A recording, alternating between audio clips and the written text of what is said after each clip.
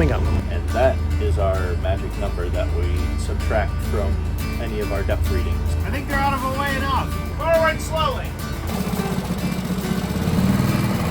This thing has a hair trigger.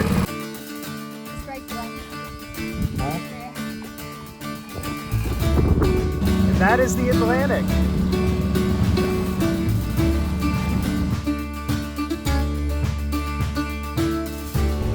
Big wave came and just hit the coffee and it spilled the boiling water all over my leg. The boat's falling apart.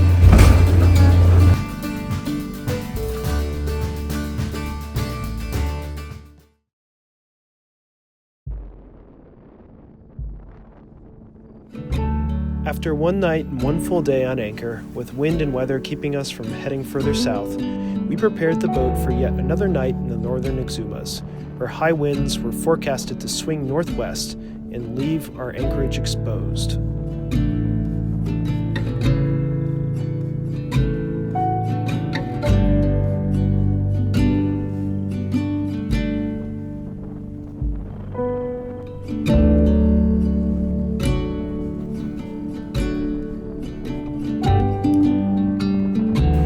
So basically we know that we've got 10 feet of water. off of 8.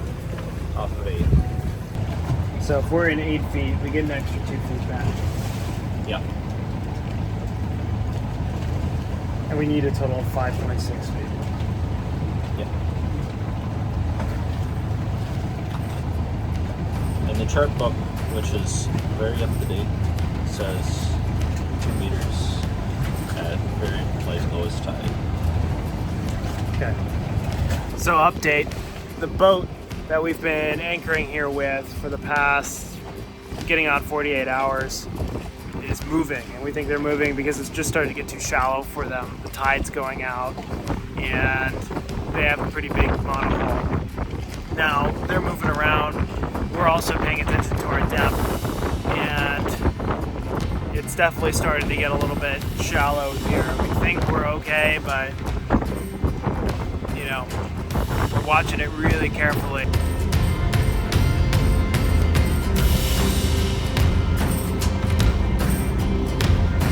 Alright, Sam, so overall conclusion, what do we just decide on?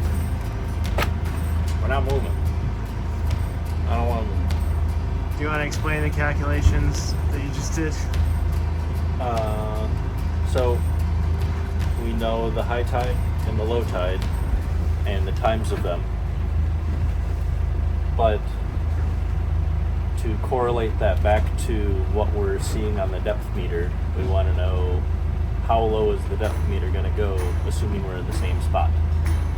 And in order to do that, you know that the tides come in and out in a sine pattern, and you can just take the time as a portion of sine and convert that into meters, and then that gives you the amount of meters that the sea will still drop between now and low tide. And that is our magic number that we pretty much just subtract from any of our depth readings to say, okay, in 1 hour or an hour and 20 minutes or so, this depth reading will be 6 inches lower than what it is. And judging by the fact that this boat draws like 5.5-ish feet, and from their crude little tiny pictures, it looks like the keel takes up about 3 feet of that. We figure from the transducer itself is where the depth is being pulled from. So we've got 3 feet below the transducer is where the keel is. So if we stay below, or stay above 5 feet of water, then we're good. And I can see maybe. So what that means as far as the boat is, once again, we're not moving. We've kept this anchor the way where it's been for like getting on 48 hours now. We think we're gonna be okay. How much is left to run? 6 inches. If it goes bump in the night, then we'll know that the math wasn't good. That's why we have anchor line.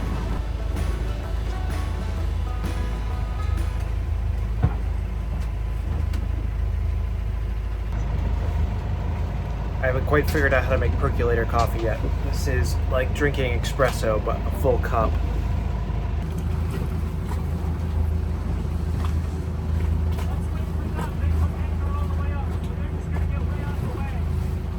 I think they're out of the way enough. Okay.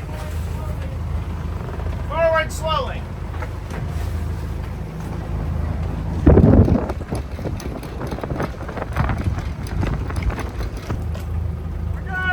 We're good? Good job.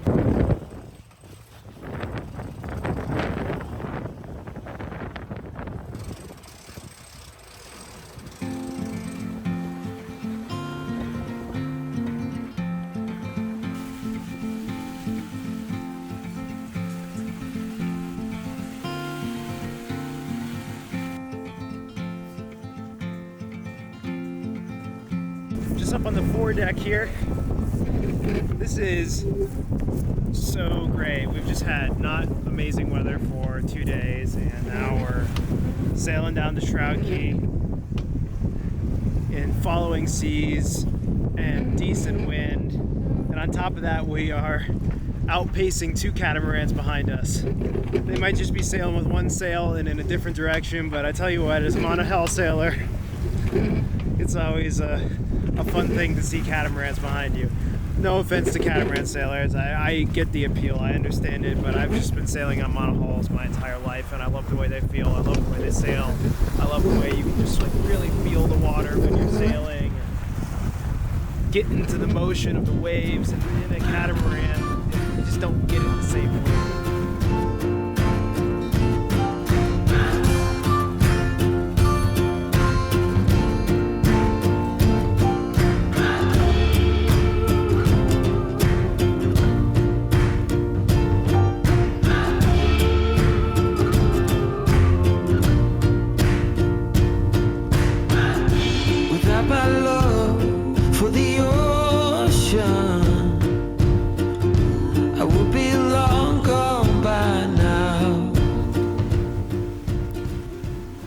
So just came down below here to take a look at the anchorage we're heading into. Just took a look at the anchorage through the binoculars, and it looks like there's about 3 boats in there right now. There's 2 boats going in. It looks like there's about a total of 10 to 11 moorings, so we should have enough room. We're going to be trying to come in on the north side and grab a more northern mooring if possible.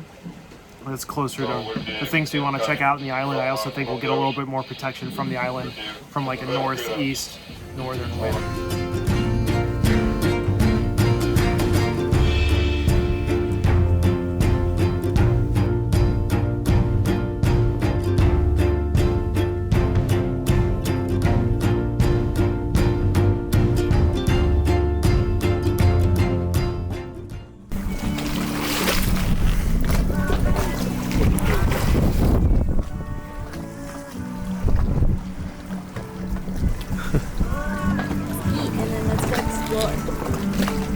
Eat and go explore? I like that plan.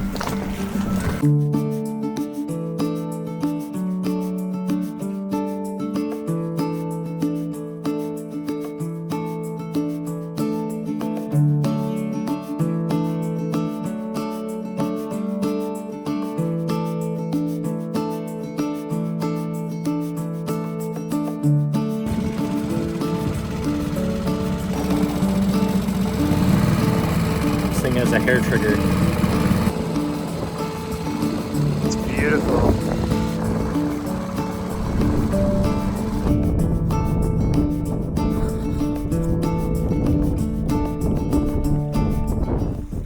I need to be ready for the turtle. I think he's like right there.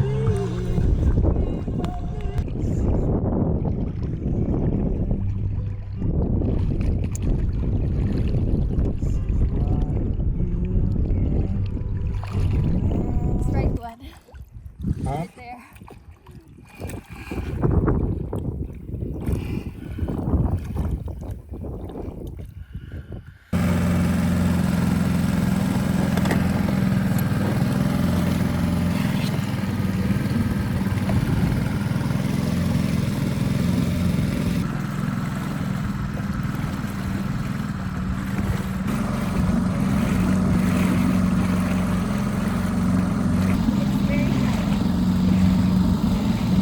Oh yeah. Wow, then it got really deep. And that is the Atlantic. We made it. I think this is what they call the washing machine, yeah.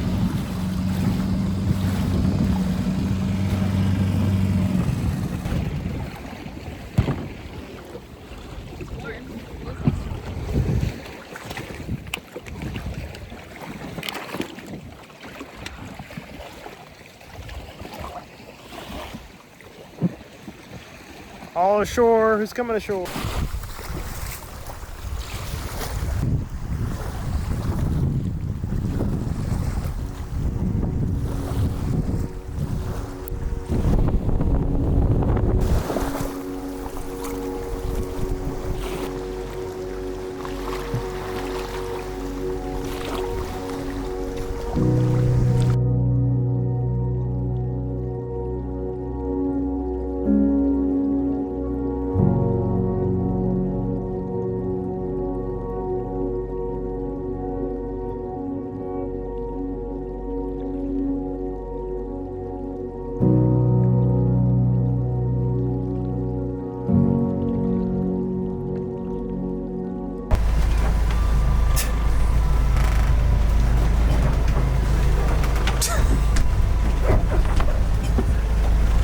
This is what we have to deal with.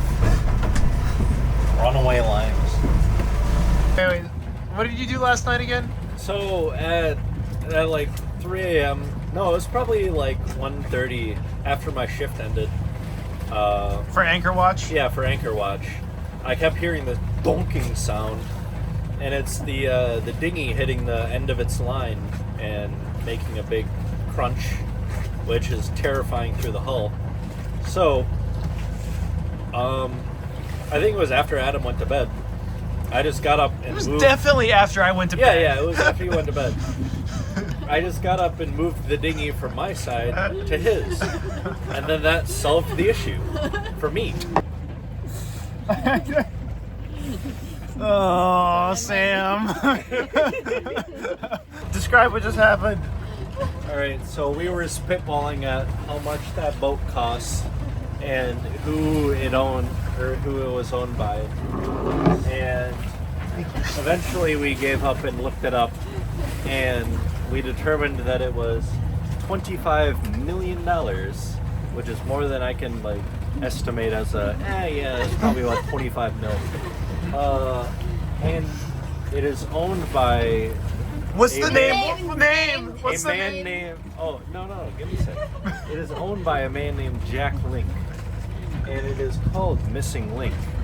But the man by Jack Link is the person who founded Jack Link's sausages and jerky. So we are seeing a boat that has been funded entirely by beef jerky. $25 million down here in the Bahamas. And for the low cost of $1,500, you can be on our boat instead. I should say, yeah. Oh my god. That boat Missing was link. purchased with Jack Link's jerky. You'd imagine paying $25 million in Jack Links. It's like how many? Probably about 25 million songs of Jack Links. But I can't even think of that. Like I can barely think of 100, which is like maybe a bundle this big. But then 1,000 is like 10 times that, and then 10,000 is 10 times that. And then once you get to like 100,000, it's almost filling up the back of this companionway, and then you get to 1 million, and I sort of lose my sense of understanding how big things are. And then you multiply that by 25, and you get that. I got up this morning to make some breakfast. I wanted us to all have like a decent breakfast before we embark on what is about to be a 45 nautical mile trip back to Nassau and Palm Key, our marina.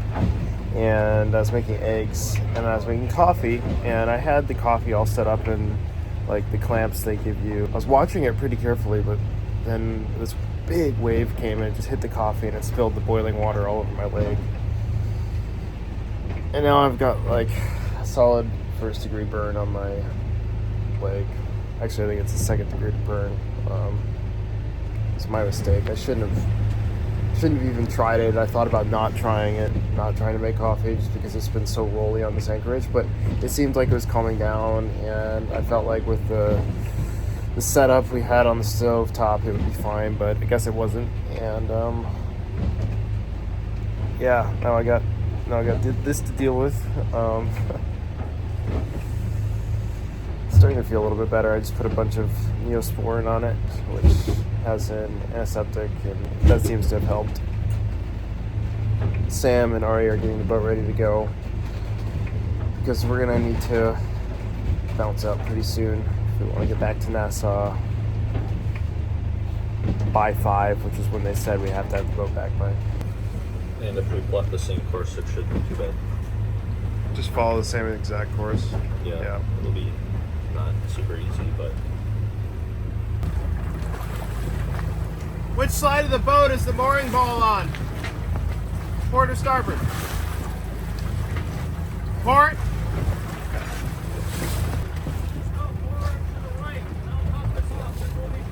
Forward to starboard, okay.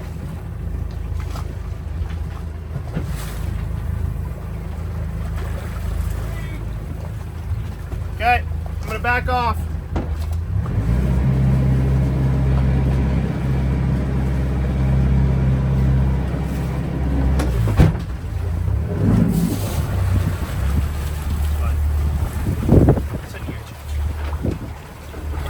Well, that looks like a little bit of weather. I think fortunately for us, it's downwind of where we're going. I always do love when you get like moving again after being still for a while. It feels like you're going somewhere, you're doing things. Even if you're just under engine going straight into the wind, like there's something special about it.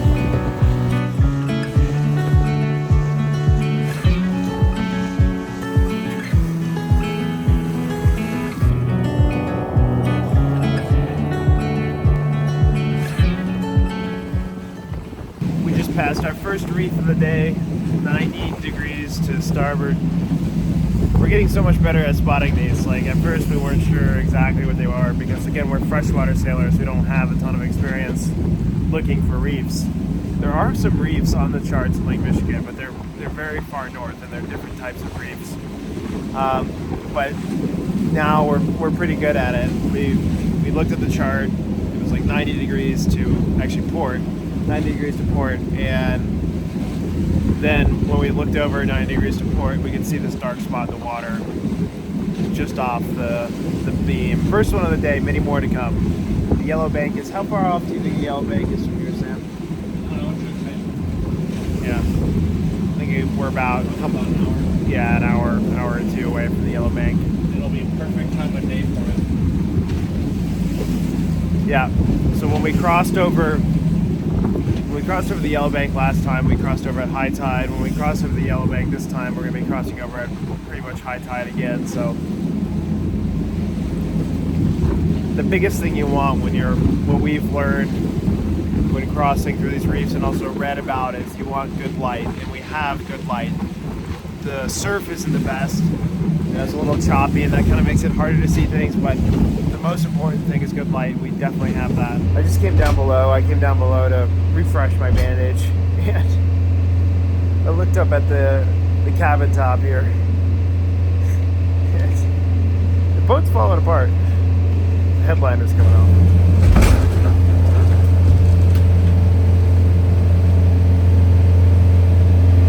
just adds to the story, am I right?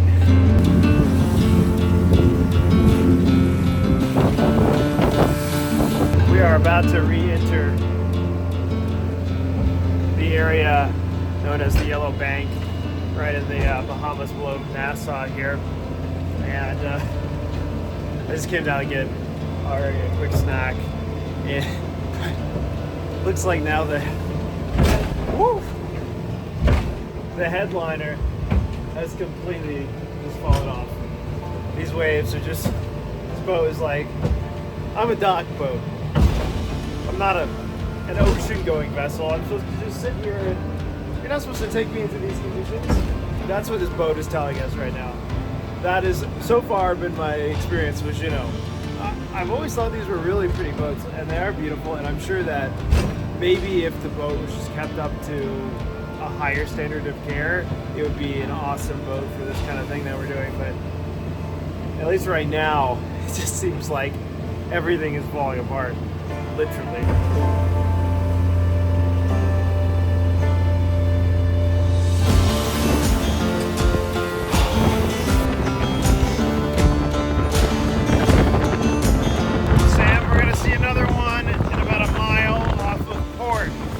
About a quarter mile after that, another one off the starboard.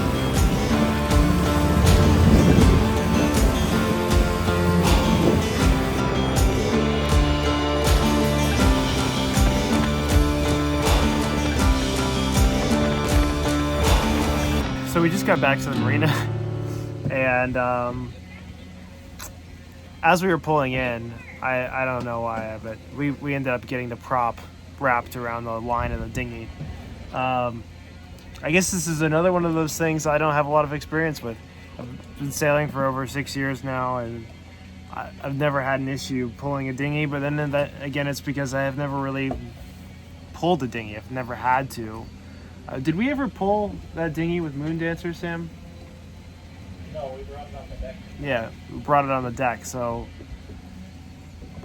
it's just something I didn't think of. Also, generally, when you do pull a dinghy, you've got like a polypropylene line or a line that floats, something similar, and the line that we had wasn't a floating line. So remember, I think it was last night where I said I was sick of the dinghy going bang, bang, bang in the night. I kept hearing this bonking sound, and it's the dinghy hitting the end of its line and making a big crunch, which is terrifying through the hull. Well, to fix the banging issue, we actually replaced the 10-foot line from the dinghy with a 15 or 20-foot line so the dinghy could go further away and stop banging. Unfortunately, that means if the dinghy so happens to bump into the back of the boat, the line sinks and goes underwater. And what is underwater? The propeller of the main boat. So we're coming into the dock, and then the boat stopped going. And it was very interesting because we didn't know why until we looked back and we saw that the dinghy was very, very close to the boat. Therefore, the dock line has found its way into the propeller. Unfortunately, it's about 3:30, which is practically 5 o'clock in Bahamas time. Therefore, no one was able to fix said dock line in said propeller. So we will be unable to return to our slip tonight and be forced yet another day essentially at anchor, but in a slightly better location, still without power.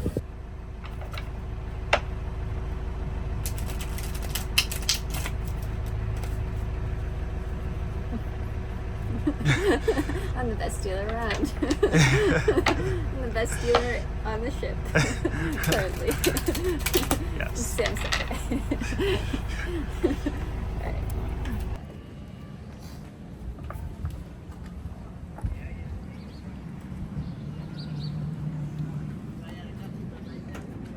It looks like it wasn't so bad anyway. We just came out this morning and we didn't hear the diver, but I guess someone's already been below the boat and taken the line out of the prop. How do you sleep?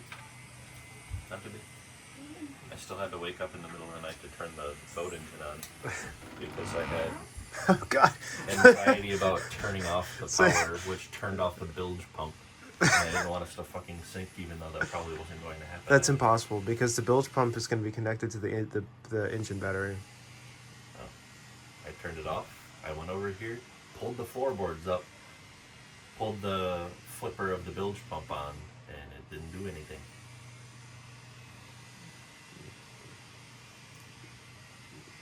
So that means that the bilge pump is connected to the house battery bank. Yeah, so if the house battery bank, we died. I don't think the boat's taking on water though. No, it isn't.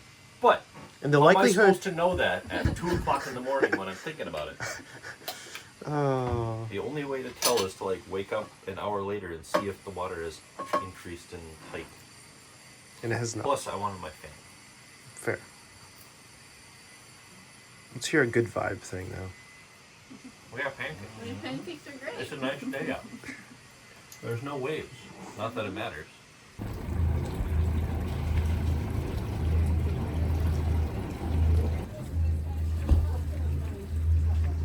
Any last words for the video? Sayonara. And at the end of the last video, your dad was like, "Thanks for bringing my boys home." It was a great way to end it. We made it back alive. With many a story to tell. Yeah. Many you have already heard. It's safe to say there are more relaxing ways to spend a vacation than going sailing. In fact, some would say that going sailing isn't really a vacation at all.